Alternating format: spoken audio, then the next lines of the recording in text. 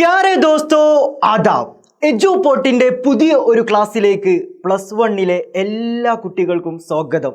അങ്ങനെ ഒടുവിൽ നമ്മൾ എല്ലാവരും പ്രതീക്ഷിച്ചു കൊണ്ടിരുന്ന അല്ലെങ്കിൽ കാത്തിരുന്ന ക്രിസ്തുമസ് എക്സാം ഇതാ നമ്മുടെ തൊട്ട് മുമ്പിൽ എത്തിയിരിക്കുകയാണ്.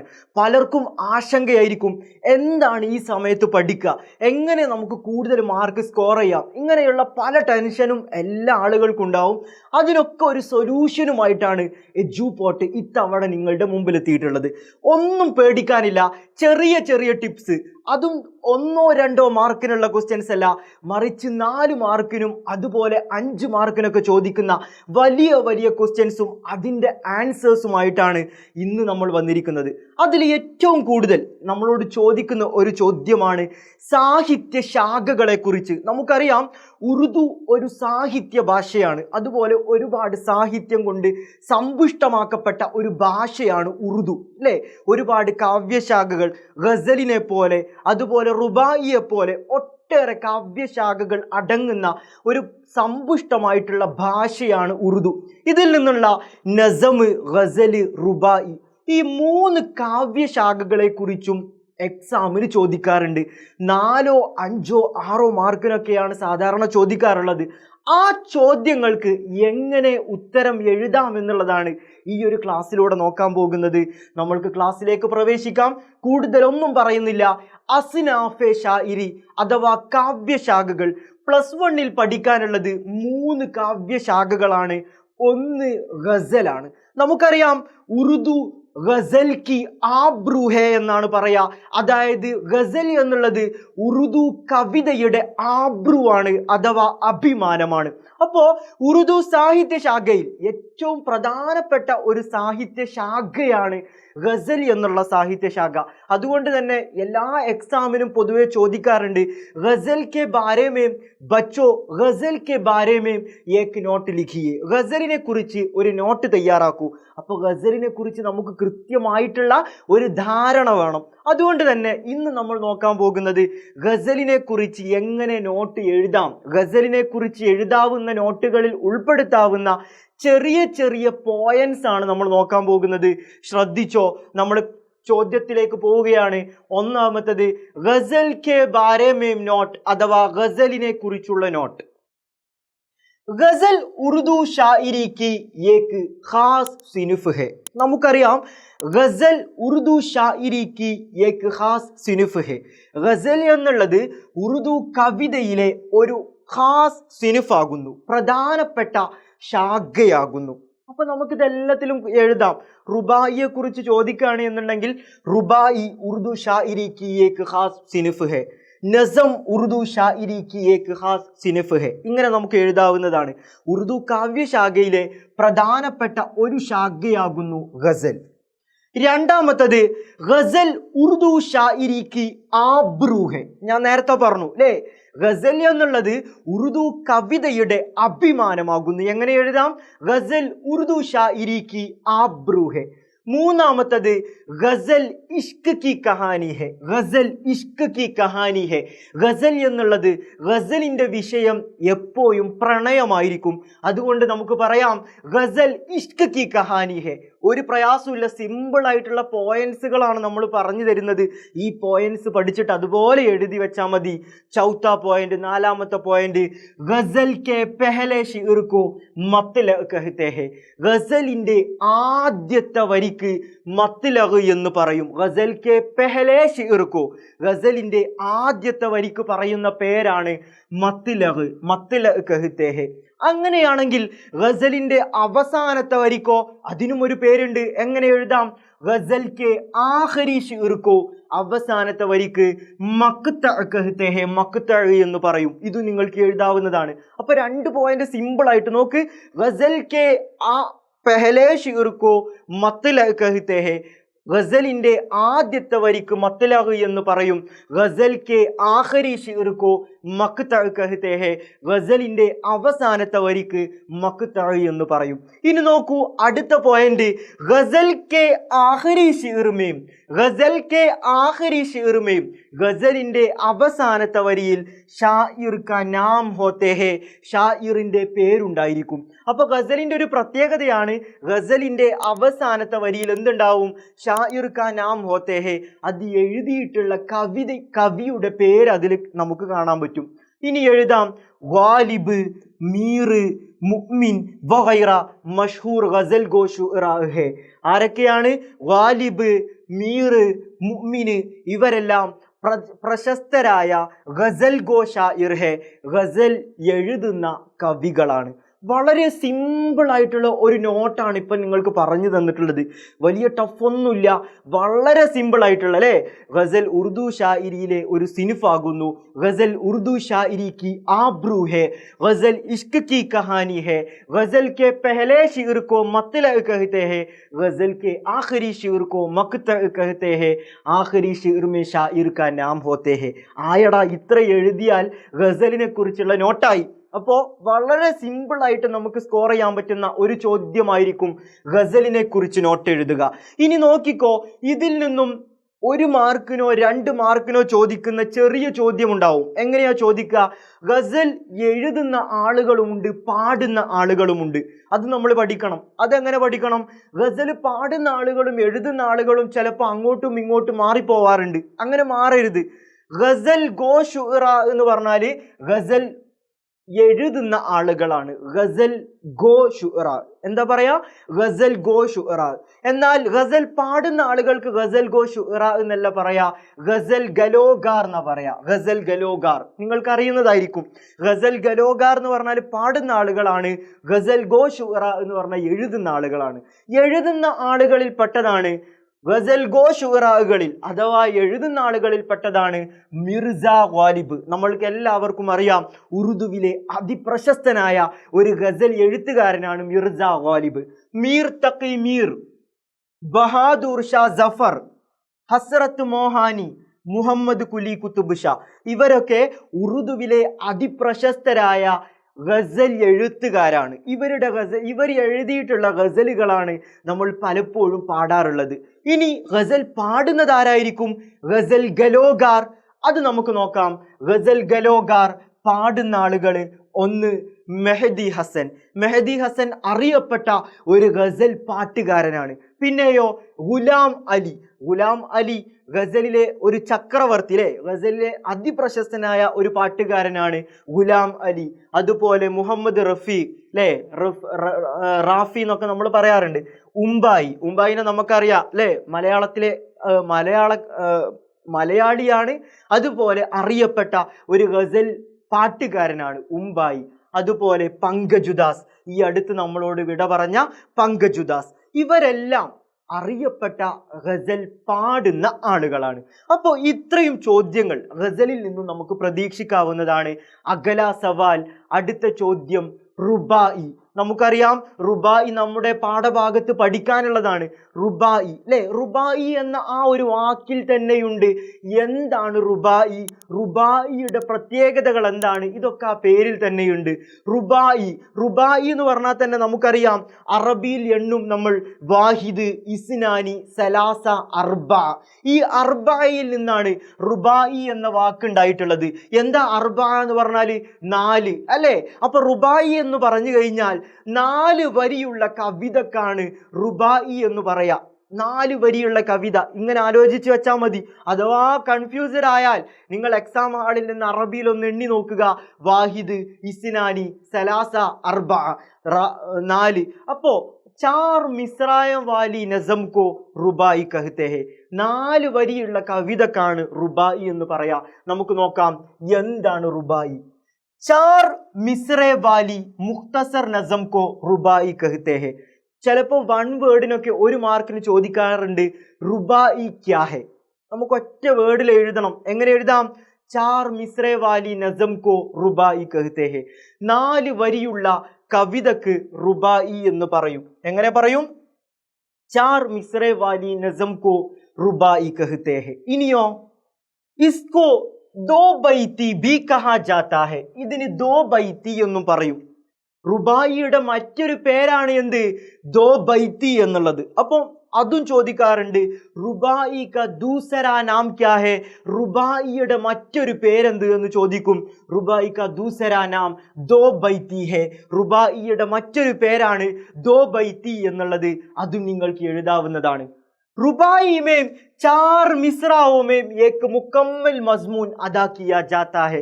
4 വരിയുള്ളൂ എന്ന് കരുതിയിട്ട് അത് തട്ടിക്കൂട്ടി ഒപ്പിക്കുന്നതല്ല, മറിച്ച് റുബായി में 4 മിസ്റാओं में, റുബായിയിലെ 4 മിസ്റാओं में 4 വരികളിൽ ഏക്ക് മുക്കമ്മൽ മസ്മൂൻ അദാ കിയാ ജാതാ ഹെ, ഒരു മുക്കമ്മിലായിട്ടുള്ള മസ്മൂൻ, ഒരു മുക്കമ്മിലായിട്ടുള്ള ഒരു പൂർണ്ണമായിട്ടുള്ള വിഷയം അതിൽ അവതരിപ്പിക്കും. അപ്പോൾ ഒരു വിഷയം പൂർണ്ണമായിട്ടും 4 വരിയിൽ അവതരിപ്പിക്കും. അതാണ് റുബായിയുടെ പ്രത്യേകത.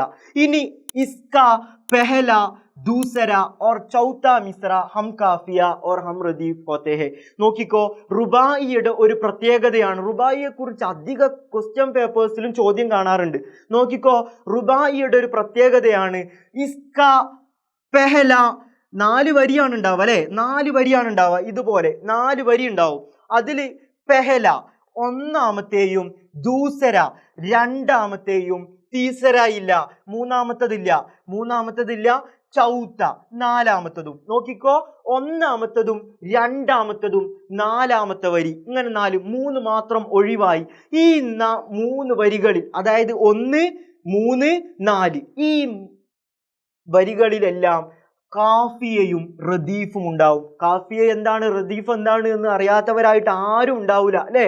റൈമിംഗ് വേർഡ്സ്, അതുപോലെ ഹം ആവാസ് അൽഫാസ് എന്നൊക്കെ പറയും, സമാന ശബ്ദ പദങ്ങൾ എന്നൊക്കെ നമ്മൾ മലയാളത്തിൽ പറയും, അതുണ്ടാകും അല്ലെ. റൈമിംഗ് വേർഡ്സ് നമുക്ക് കാണാൻ പറ്റും. അവസാനം ഒരുപോലെ ആയിരിക്കും, അതിനു മുന്നേയുള്ള വാക്കുകൾ ഒരേ ശബ്ദത്തിലായിരിക്കും. ഇതിനാണ് റദീഫ് കാഫിയ എന്ന് പറയുക. അത് ഏതൊക്കെ വരിയിലുണ്ടാവും?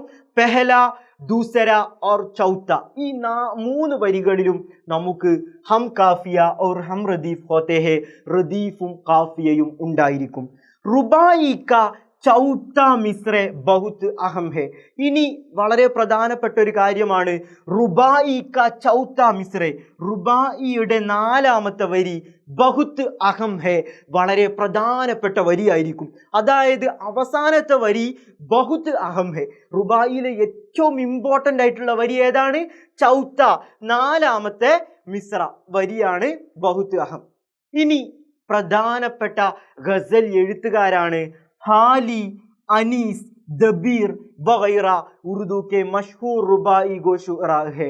ഹാലിയും അനീസും ദബീറുമെല്ലാം ഉറുദുവിലെ അതിപ്രശസ്തരായിട്ടുള്ള റുബായി ഗോ ശുഅറാ, റുബായി എഴുതുന്ന ആളുകളാണ്. അപ്പോൾ മനസ്സിലാക്കിക്കോ, റുബായി എഴുതുന്ന കവികളെ പലപ്പോഴും എക്സാമിന് ചോദിക്കാറുണ്ട്. ഇമ്പോർട്ടൻ്റ് ആണ് റുബായി ഗോ ശുഅറാ. എന്താ പറയാ?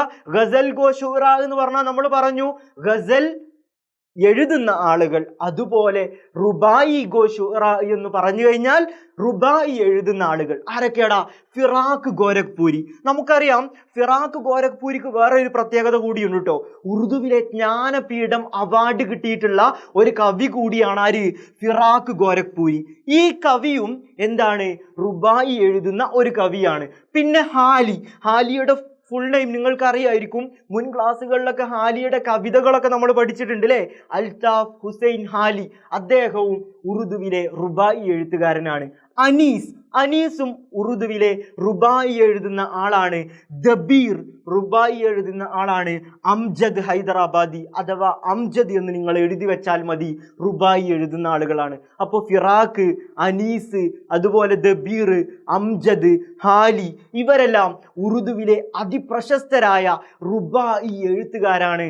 എക്സാമിന് ചോദിക്കും, ബച്ചോ ചന്ദ് റുബായി ഗോ ശുഅറാ കെ നാം ലിഖിയേ, കുറച്ച് റുബായി എഴുത്തുകാരുടെ പേരെഴുതൂ. അപ്പൊ നിങ്ങൾ ധൈര്യമായിട്ട് ഇത് എഴുതി വെക്കണം. അവസാനമായിട്ട് ഒന്നുകൂടെ ഒരൊറ്റ കാവ്യശാഖ കൂടി പറഞ്ഞ കാവ്യശാഖ കഴിഞ്ഞു. നസം അഥവാ കവിത, സിമ്പിളായിട്ട് കവിതകൾ എഴുതും. നസം ഉറുദുവിലെ പ്രശസ്തമായ ഒരു കാവ്യശാഖയാണ്. നസമിനെ കുറിച്ച് ചോദിക്കാറുണ്ട് എക്സാമിന്. കൂടുതലും ചോദിക്കാറുള്ളത് ഗസലിനെ കുറിച്ചും അതുപോലെ റുബായിയെ കുറിച്ചുമാണ്. നമുക്ക് നസമും പഠിക്കാനുണ്ട് അല്ലേ. നമുക്കറിയാം ആദ്മീനാമ എന്ന പേരിലുള്ള ഒരു നസം നമ്മൾ പഠിച്ചു. അപ്പൊ അതിൽ നിന്നും ചോദ്യങ്ങൾ വരാം. നസം കെ ബാരെ മേ ഏക് നോട്ട് ലിഖിയേ. नज़म शायरी की एक ऐसी किस्म है जो किसी एक उन्वान के तहत किसी एक मौजू पर लिखी जाती है. ഇത്രയേ ഉള്ളൂ. നസം ഷായിരിയിലെ ഇങ്ങനെയുള്ളൊരു ശാഖയാണ്. എങ്ങനെയുള്ള കിസി ഏക്ക് ഉൻവാൻ കെ തഹത്ത്, ഏതെങ്കിലും ഒരു ഉൻവാനിന് കീഴിലായിക്കൊണ്ട്, ഏതെങ്കിലും ഒരു തലക്കെട്ടിന്റെ കീഴിൽ എന്ത് ചെയ്യും? കിസി ഏക്ക് മൗസൂ പർ, ഏതെങ്കിലും ഒരു വിഷയത്തിൽ ലിഖി ജാത്തി ഹെ, എഴുതുന്നു. അപ്പം ഗസൽ എന്ന് പറഞ്ഞാൽ നമ്മൾ പറഞ്ഞു പ്രണയമാണ് വിഷയം എന്നൊക്കെ പറഞ്ഞു. എന്നാൽ നസമിൽ അങ്ങനെയൊന്നുമില്ല. ഏതെങ്കിലും ഒരു വിഷയത്തിൽ എഴുതാം. ഏത് വിഷയത്തിലും നമുക്ക് കവിതകൾ എഴുതാൻ പറ്റും, ഏതെങ്കിലും ഒരു ഹെഡിങ്ങിന്റെ കീഴിലായിട്ട്. നസം കാ ലുഗവി മാന, നസം എന്നതിന്റെ ഭാഷാർത്ഥം എന്താണ്? ലഡി മേ മോത്തി പരോനാഹെ. എന്താണ് നസം എന്ന് പറഞ്ഞ ആ ഒരു വാക്കിന്റെ അർത്ഥം? ലഡി മേ മോത്തി പരോനാഹെ, നൂലിൽ മുത്ത് കോർക്കുക എന്നാണ്.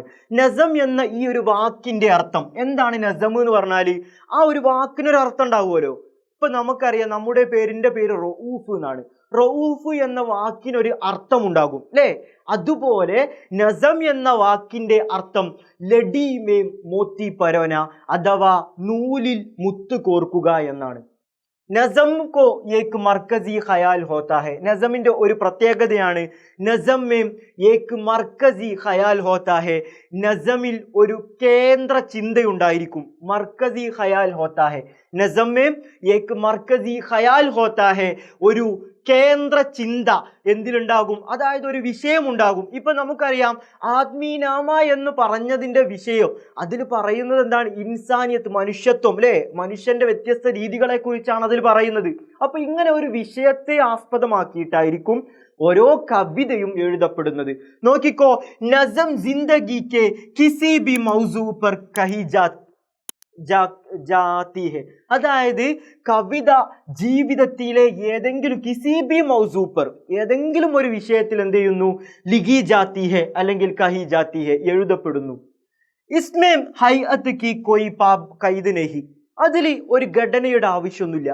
കവിത നമുക്ക് ഫ്രീ ആയിട്ട് എഴുതാം. അതായത് നമുക്കറിയാം ഗസൽ എഴുതുമ്പോൾ അതിന് കുറേ നിയമങ്ങളുണ്ട്.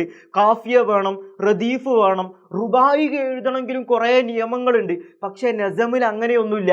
നസമിൽ കോയി ഹൈഅത്ത് നഹി ഹെ, ഒരു ഘടനയും ആവശ്യമില്ല. ഇസ്മേം ഹൈഅത്ത് കി കോയി കൈദ് നഹി, അതിൽ ഘടനയുടെ ഒരു ആവശ്യമൊന്നുമില്ല.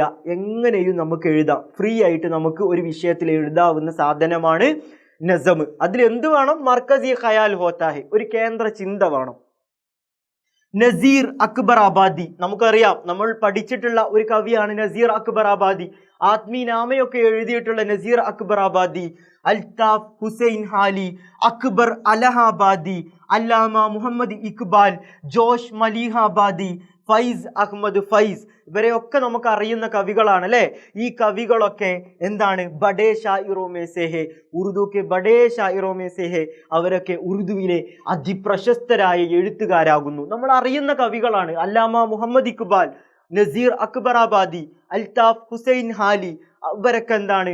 ഉറുദുവിലെ അതിപ്രശസ്തരായ നസം എഴുത്തുകാരാണ്, അഥവാ കവിത എഴുത്തുകാരാണ്. ഇനി മഷ്ഹൂർ ഷുഅറ, അഥവാ അതിപ്രശസ്തരായ നസം ഗോ ഷുഅറ കവികൾ. ഉറുദുവിലെ നസം ഗോ ഷുഅറാക്കളിൽ പെട്ടതാണ് അല്ലാമ മുഹമ്മദ് ഇക്ബാൽ. കവിതയിലെ ഏറ്റവും പ്രശസ്തനായ ആൾ ആര് എന്ന് ചോദിച്ചാൽ നമുക്കറിയാം, സാരേ ജഹാൻ സെ അച്ഛാ ഹിന്ദുസ്ഥാൻ ഹമാര. ഇതുപോലെയുള്ള ഒരുപാട് അതിപ്രശസ്തമായ ഉറുദു നസമുകൾ എഴുതിയ ഒരു ആളാണ് അല്ലാമ മുഹമ്മദ് ഇക്ബാൽ. നസീർ അക്ബർ ആബാദി, നമ്മൾ 10ാം ക്ലാസ്സിൽ സതാത്തി ഹെ മുഫ്ലിസി അല്ലെ, മുഫ്ലിസി എന്ന കവിത പഠിച്ചു. +1 നമ്മൾ ആത്മീനാമ പഠിച്ചു. ഇതൊക്കെ എഴുതിയ കവിയാണ് നസീർ അക്ബർ ആബാദി. നിദാ ഫാസിലി, അലി സർദാർ ജാഫരി, ഇഹ്സാൻ ദാനിഷ്, ഇവരൊക്കെ ഉറുദുവിലെ അതിപ്രശസ്തരായ എഴുതുന്ന ആളുകളാണ്? നസം അഥവാ കവിതകൾ എഴുതുന്ന ആളുകളാണ്. ഇതിൽ അലി സർദാർ ജാഫരി ജ്ഞാനപീഠം അവാർഡ് കിട്ടിയ കവിയാണ്. ഏതുപോലെ? ഫിറാഖിനെ പോലെ. ഫിറാഖും അലി സർദാർ ജാഫരിയും ജ്ഞാനപീഠം അവാർഡ് കിട്ടിയ കവികളാണ്. അത് നിങ്ങളുടെ ഓർമ്മയിൽ വെക്കണം.